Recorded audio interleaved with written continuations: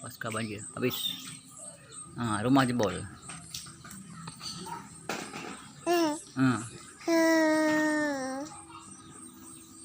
Rumah jadi jebol.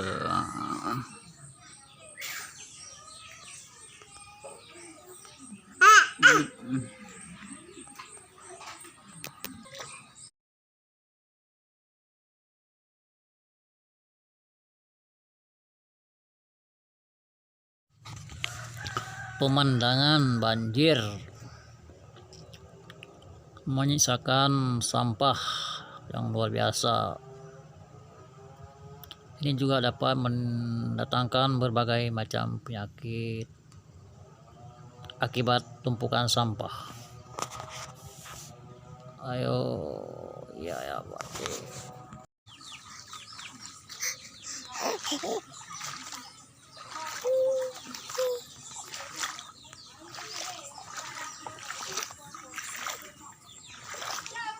Banjir, pasca banjir.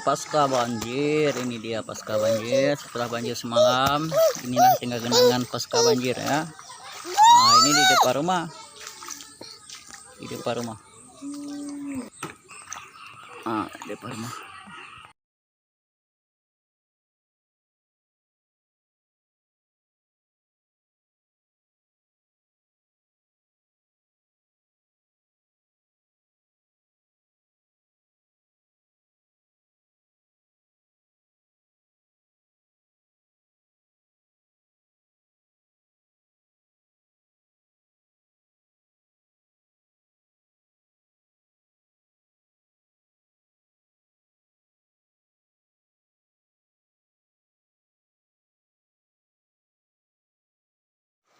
Air banjir besar terjadi di Lancuk, Kecamatan Sawang.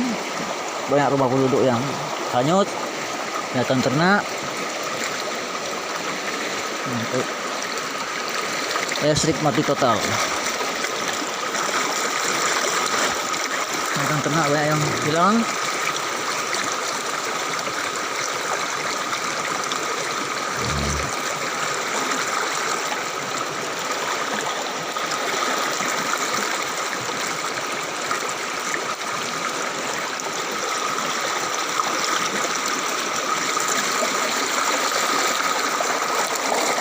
Rumah banyak derasnya air.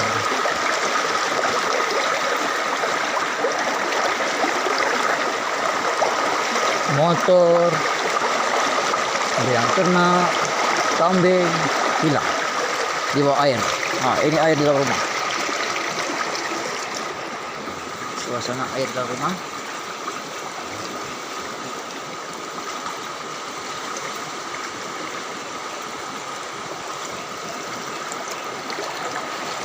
Kecepatannya berdiri sendiri. Derasnya air. Kita bisa jalan dulu ya.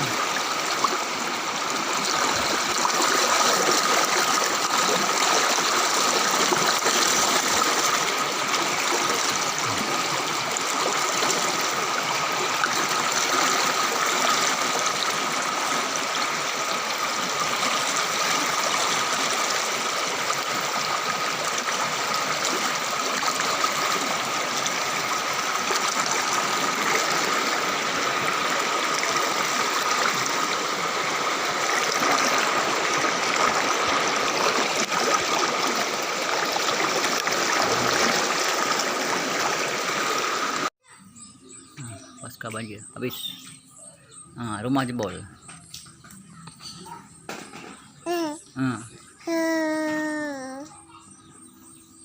Rumah jadi jebol.